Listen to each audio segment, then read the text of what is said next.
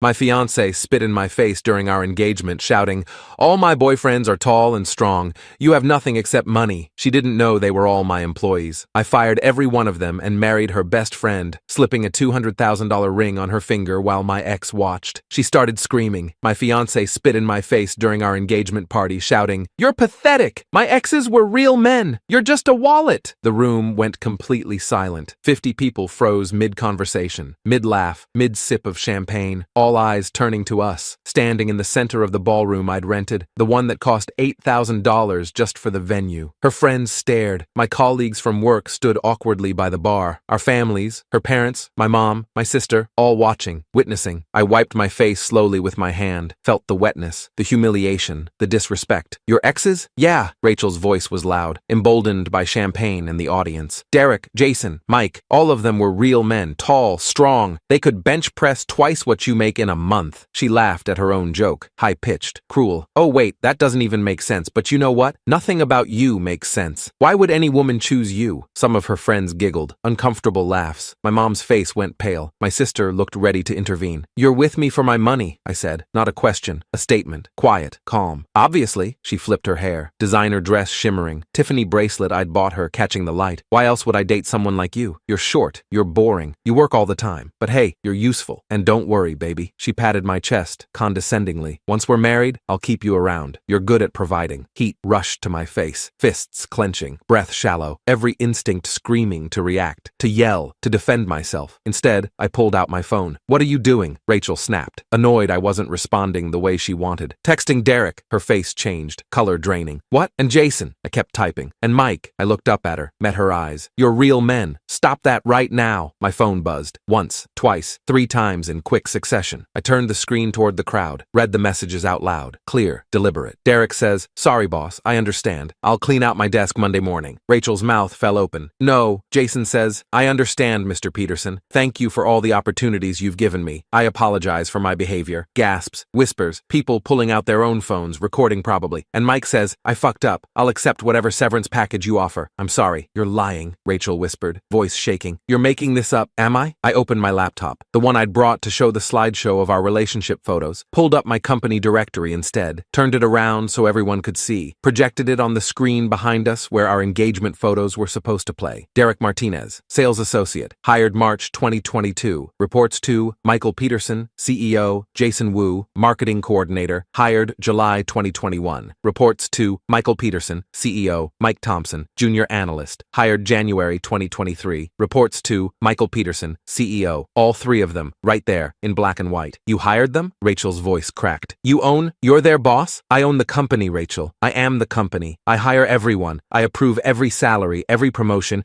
every termination." I closed the laptop slowly, including theirs. But they never said anything. They never mentioned. Because I told them not to. First day orientation. I meet with every new hire personally. I tell them I value privacy, that I don't want special treatment, that I want to be treated like anyone else in the office. I paused. "I wanted to see who you really were, what kind of person I was actually marrying. You showed me." Her best friend Emma stood up from a table near the back. I'd always liked Emma. She was quiet, kind, always asked how I was doing, always seemed uncomfortable when Rachel made jokes at my expense. "Rachel, what the hell is wrong with you?" Emma's voice cut through the murmurs. "Stay out of this, Emma," Rachel screamed. "No." Emma walked forward, calm but determined. "I'm done staying out of it. I'm done watching you treat him like garbage. I'm done listening to you brag about your plans." "Shut your mouth. She's been sleeping with all 3 of them," Emma said directly to me, voice steady. "At the same time, for months. She told me last week she was planning to divorce you after 1 year, take half of everything. She called it the payday." The room exploded. Shouts, gasps. Rachel's mother stood up. "Rachel Marie Thompson, it's not true. Emma's lying. She's jealous. She's always been jealous of me." Rachel was panicking now, voice shrill. "I have the texts," Emma said calmly. She held up her phone. "You sent me screenshots, Rachel. Remember, you thought it was funny. You thought I'd think it was funny too." I looked at Emma, really looked at her for the first time. Not as Rachel's friend, not as a background character, as a person. She had warm brown eyes, a genuine expression. She was wearing a simple blue dress, no flashy jewelry, no pretense. "Can I see?" I asked quietly. She walked over, handed me her phone without hesitation. The texts were brutal, worse than I'd imagined. Rachel calling me an ATM. "He's so pathetic, it's actually funny. Just keeps throwing money at me. I could ask for a car and he'd buy it tomorrow." Planning her exit strategy. 1-year marriage, California law, community property. I'll walk away with millions and he'll be too humiliated humiliated to fight it, laughing about how stupid I was. He actually thinks I love him. Can you imagine? Me with him? I deserve so much better. My hands were shaking. I handed the phone back to Emma. I'm sorry, she whispered. I should have told you sooner, months ago, but she's been my best friend since high school. I kept hoping she'd change,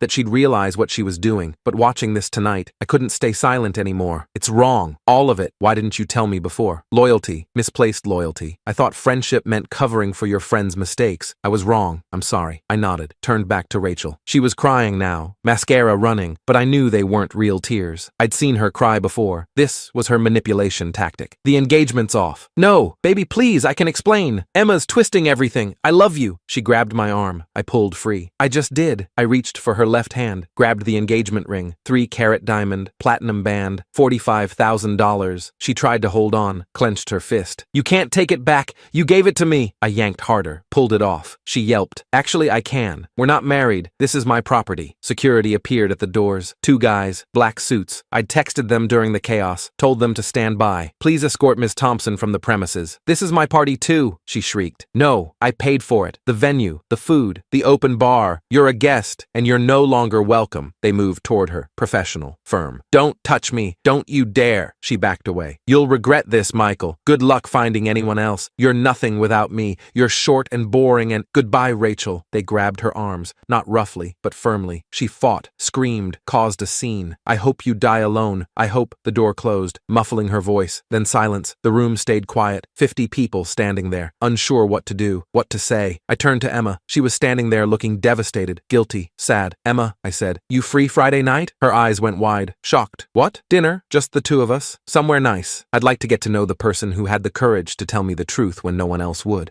Yes, I'm free. She smiled. Small, genuine. I'd like that. Good. Wear something nice. Not for me, for you. Whatever makes you feel confident. My mom started clapping, then my sister. Then slowly, others joined. My colleagues, some of Rachel's friends who'd looked horrified during her outburst. The room filling with applause, not for the revenge, for the escape. 6 months later, I was back in that same venue, different party, Emma's 30th birthday. I'd flown in her family from Seattle, her college friends from across the country, rented out the entire ballroom, hired a string quartet, open bar, 5-course meal, the works. Emma was radiant, happy, laughing with her sister. She'd changed my life in 6 months, made me remember what genuine affection felt like, what partnership meant, what respect looked like. I was about to give a toast when I saw her, Rachel. Somehow she'd gotten past security, or bribed someone, or snuck in. She was pushing through the crowd, hair bleached lighter, dressed too tight, makeup too heavy, desperation in her eyes. I was already moving, pulling the small box from my pocket, getting down on one knee in the center of the room. Emma, I said, loud enough for everyone to hear, ignoring Rachel completely. You're the kindest, most genuine person I've ever met. You make me want to be better. You make me happy. Will you marry me? I opened the box. Platinum ring. 5-carat diamond, emerald cut, perfect clarity, $200,000. I'd spent weeks finding the perfect one. The room gasped. Emma's hands flew to her mouth, tears streaming. Yes, she sobbed.